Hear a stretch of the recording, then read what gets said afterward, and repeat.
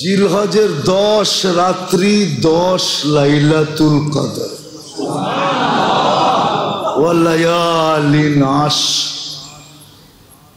ওয়াল ফজরি ওয়া লায়ালিন আশর 10 রাতের কসম খাইতেছে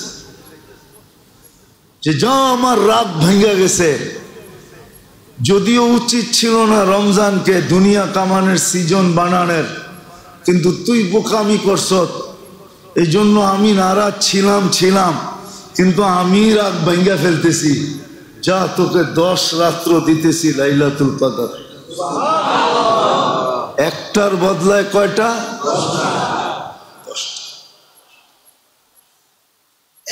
30-এর বদলায় 70-এর বদলায় দিনের ইবাদত 1 বছরের ইবাদতের সমান। কত? 1 বছরের ইবাদতের সমান। আল্লাহ যেন রাত ভাঙা ফেলছেন, বন্দাকে দিতেছেন। রাগ হয়েছিলেন 2 মাস, 2 মাস ছিলেন, কিন্তু জিলহজে পা দিতে দেরি, আবার দিতে দেরি করেন না। কত বড় সুযোগ, কত বড় সুযোগ! একদিনের রোজা 1 বছরের রোজার সমান। আছে তো এরকম লোক আছে, জিলহজের প্রথম দিন থেকে রোজা শুরু করেন, বিলকুল 9 দিন পর্যন্ত রাখেন। কেন? 10ম দিন তো ঈদের দিন রোজা নিষেধ। 9 দিন টানা রোজা রাখেন, আরাফার রোজাও হয়ে গেল, আবার 9 বছরের রোজাও হয়ে গেল। বলেন এত বড় সুযোগ, এত বড় দাতা, এতক্ষণ যা বুঝাইলাম দিলেন, আর আমি যদি এটাকে ডিনাই করলাম, আমি যদি এটাকে অবমূল্যায়ন করলাম, আমি যদি এটাকে গ্রহণ না করলাম, তাহলে বলেন কালকে কি মুখ দেখাবো? 7 তারিখ থেকে জিলহজ শুরু হবে, 17 তারিখে আমাদের এখানে ঈদ হবে, হয়তো সৌদিতে 16 তারিখে। এই যে জিলহজ আসতেছে, এটা আমাদের জন্য বিরাট বড় একটা সুযোগ নিয়ে আসতেছে। দেখেন আল্লাহ কত বড় দয়ালু। আল্লাহ মাইনা নিছেন মনে হয়, যদিও আমার কথাটা বলাটা ঠিক না, তারপরও বলতেছি। যদিও দুনিয়া কামানের সিজন মুসলমান রমজানকে বানায় নিছে, ঠিক না? দুনিয়া কামানের সিজন কি? আচ্ছা, কোথাও হোক আর না হোক, ইসলামপুরে তো, বাবুরহাটে তো, গাউসিয়ায় তো, ঠিক না? রমজান কি? আরো এরকম বলা যেতে পারে, শাহজাদপুর আছে, বেলকুচি আছে। তো রমজান কি দুনিয়া কামানের সিজন বানায় নিছে, ঠিক না? হ্যাঁ, ওই সিজনের ভিতরে পড়া লাইলাতুল কদর ধরতে পারে না, ধরতে পারে না। দেখেন কতটুক ভালোবাসে, কতটুক ভালোবাসে। 1/70 ধরতে পারে না, 1/70 ধরতে পারে না। ভালোবাসা কতটুকু, মেহেরবানি কতটুকু, দয়া কতটুকু, সমীহা কতটুকু। আর শব্দ তো টোকায় পাইতেছি না যে কতটুকু বন্দাকে ভালোবাসে। মনে হয় কয়েকদিন একটু অভিমান করেছিলেন, যদিও আল্লাহর জন্য এই শব্দটা ব্যবহার করা যায় না। কয়েকদিন মনে হয় অভিমান করেছিলেন যে যা এত বড় সিজন দিলাম, ধরতে পারলি না, যা বাগেন থেকে, ঠিক না? কিন্তু 2 মাস পার হইছে, শাওয়াল জিলকাদা পার হইছে, মনে হয় যে আবারও মাপ চেয়ে নিতেছি আল্লাহর কাছে। শব্দটা আল্লাহর জন্য শোভনীয় না, মনে হয় যে অভিমান, রাগ ভাঙ্গা গেছে, আবার জিলহজের শুরুতে নিয়ে আসছেন 10 রাত্র, 10 লাইলাতুল কদর। একটা ধরতে পারস না, 10টা দিয়ে দিলাম। মনে হয় আপনাদেরকে বুঝাইতে পারি না। যদি বুঝতেন খুশিতে জান দিয়ে দেওয়া দরকার ছিল। আল্লাহ রাগ ভেঙে গেছে। 2 মাস খালি রাগান্বিত ছিলেন যে সিজন দিলাম, তুই ধরতে পারলি না, লাইলাতুল কদর ধরতে পারলি না, জব আগে ইন্তেকা। 2 মাস রাগ ছিলেন। 3য় মাসই নিয়ে আসছেন কি জিলহজের 10 রাত্রি, 10 লাইলাতুল কদর। ওয়ালায়ালিন আশ ওয়াল ফজরি ওয়ালায়ালিন আশ। 10 রাতের কসম খাইতেছে যে যা আমার রাত ভেঙে গেছে। যদিও উচিত ছিল না রমজানকে দুনিয়া কামানের সিজন বানানোর, কিন্তু তুই বোকামি করছ, এই জন্য আমি নারাজ ছিলাম, কিন্তু আমি রাগ ভেঙে ফেলতেছি। যা তোকে 10 রাত্র দিতেছি লাইলাতুল কদর। একটার বদলায় কয়টা?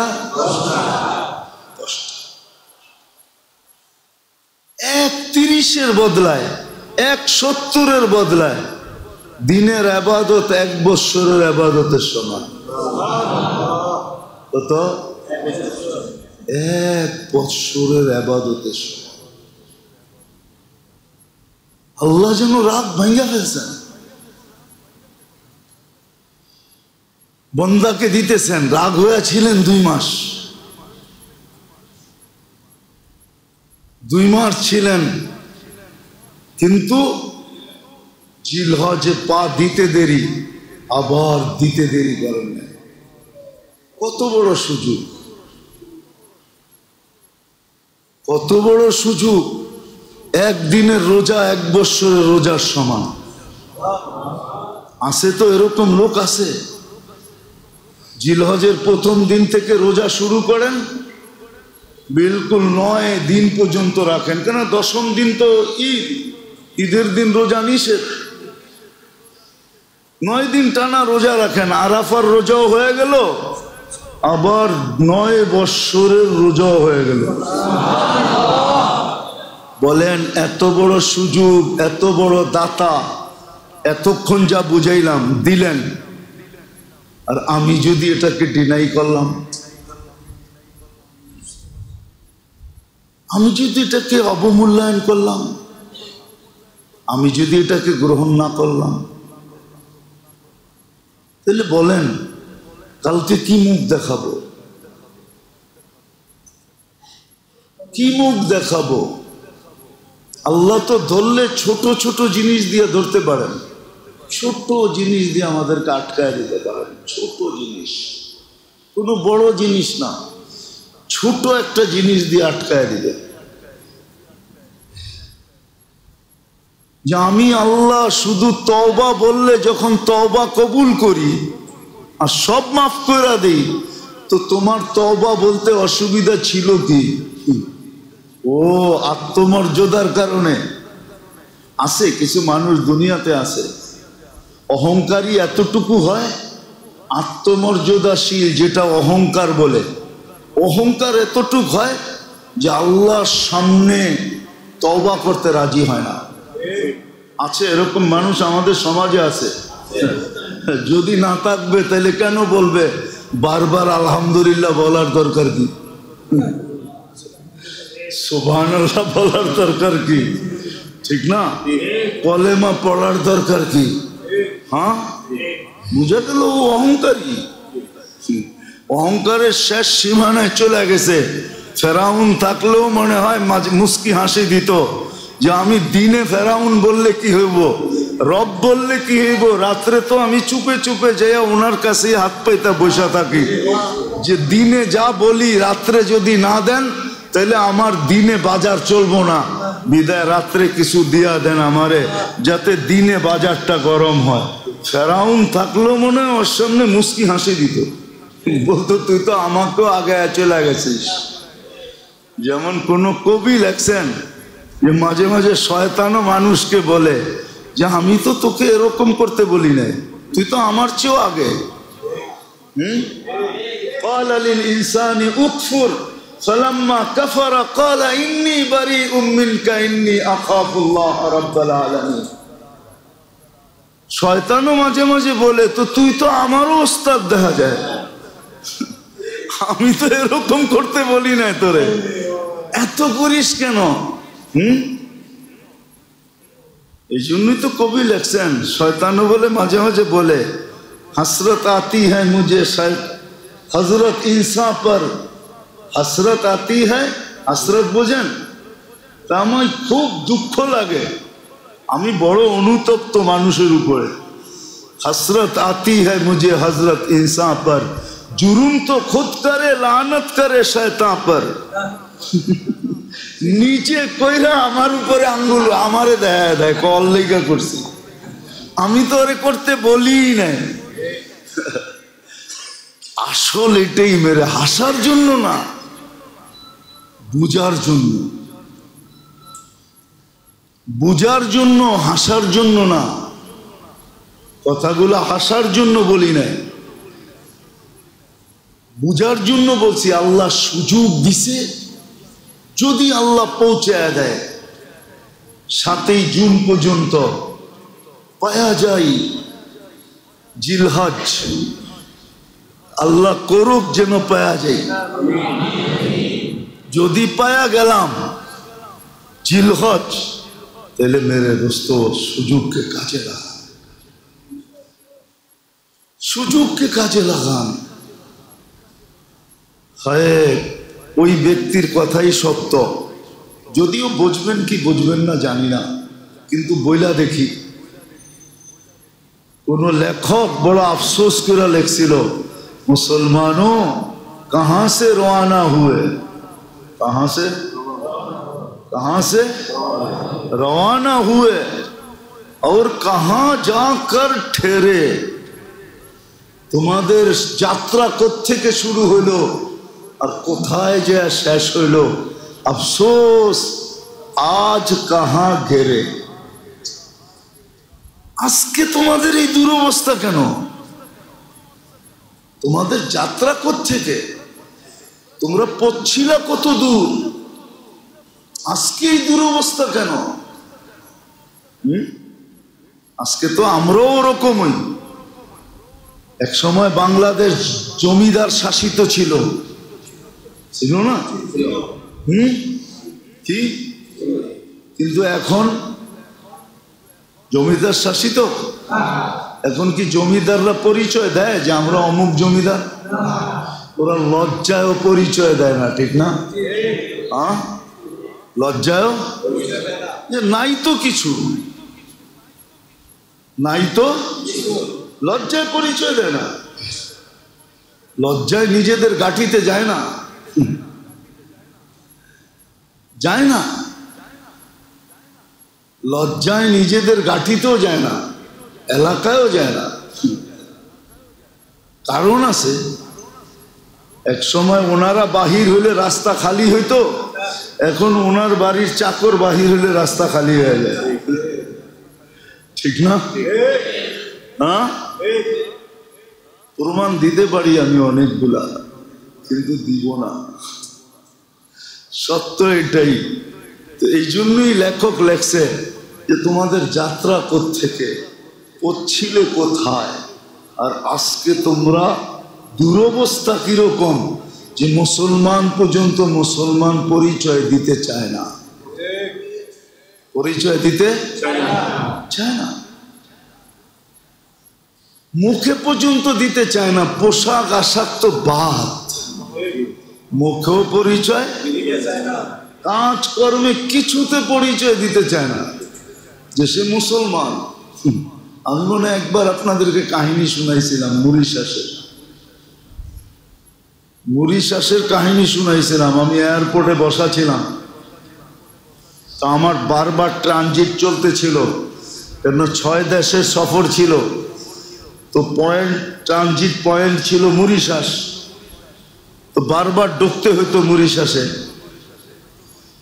কেননা যেদিকে যেতাম মরিশাসই পয়েন্ট, ওইখান থেকে আপনি মাদাগাস্কার যান, ওইখান থেকে কমরু আইল্যান্ড যান, ওইখান থেকে আপনি রিইউনিয়ন যান, ওইখান থেকে আপনি মায়ুর যান, যেখানেই যান মরিশাস আসতে হবে, পয়েন্ট ওটা।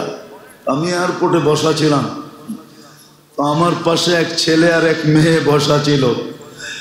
পোশাক বলা যাবে না দুইজনের কিরম ছিল। তা আমি ছেলেকে জিজ্ঞাসা করতেছিলাম, তোমার বাড়ি কোথায়? তো বলল বাংলাদেশ। আমি জিজ্ঞাসা করলাম, ইউ আর মুসলিম, তুমি মুসলমান কিনা? তো বললো হ্যাঁ। আমি তো ভিতরে ভিতরে হাসলাম, কেন আসছো এখানে? হানিমুন করতে। থাকো কোথায়? গুলশানে। বাবার নাম কি?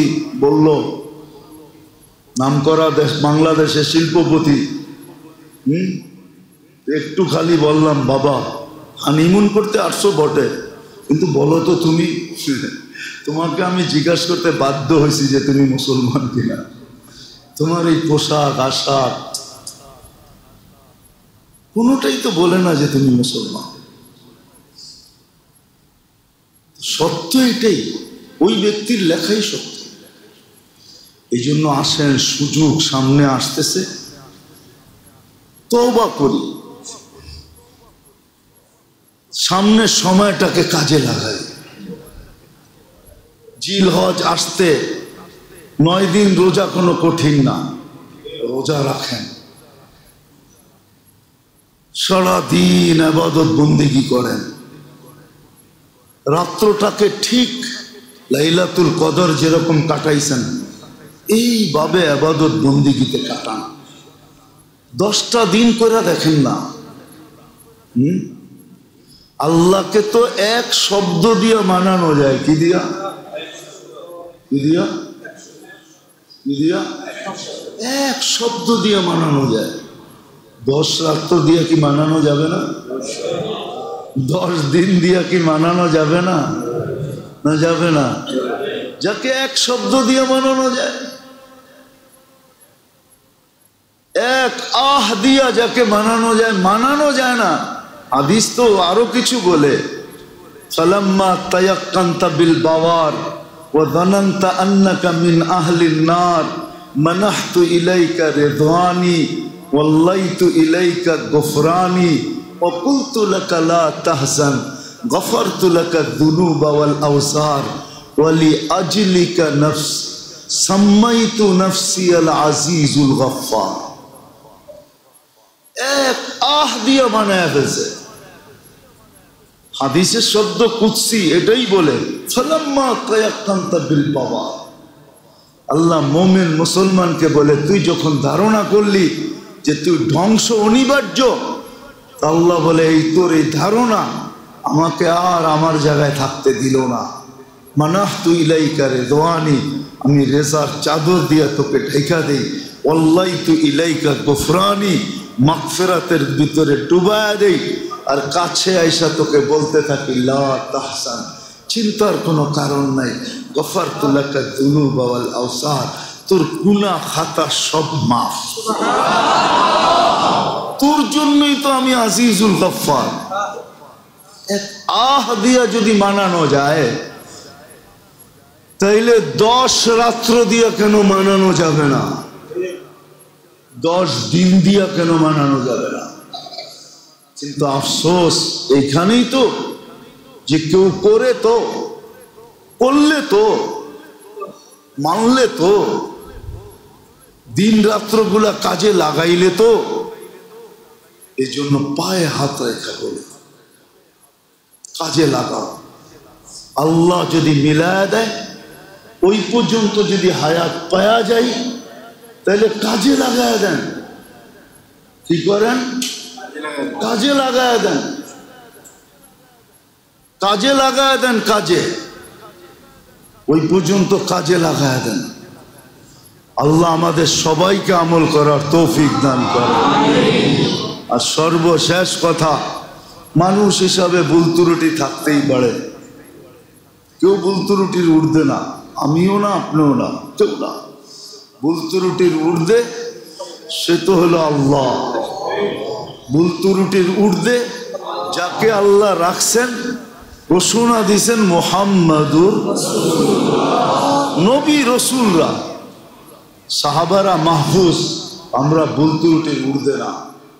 যদি কারো সাথে এরকম কোনো ভুল ত্রুটি হয়ে থাকে সবার কাছে ক্ষমা চাই, মাফ করে দিবেন, দোয়া করবেন। যদি আল্লাহ ফিরায় নিয়ে আসে তো যেন মকবুল হজের বরকত নিয়ে ফিরতে পারে। আল্লাহ আমাদেরকে আমল করার তৌফিক দান করেন। ঢাকা মাহফিল, সুস্থ সমাজ গড়ার বিপ্লবী চেতনায়।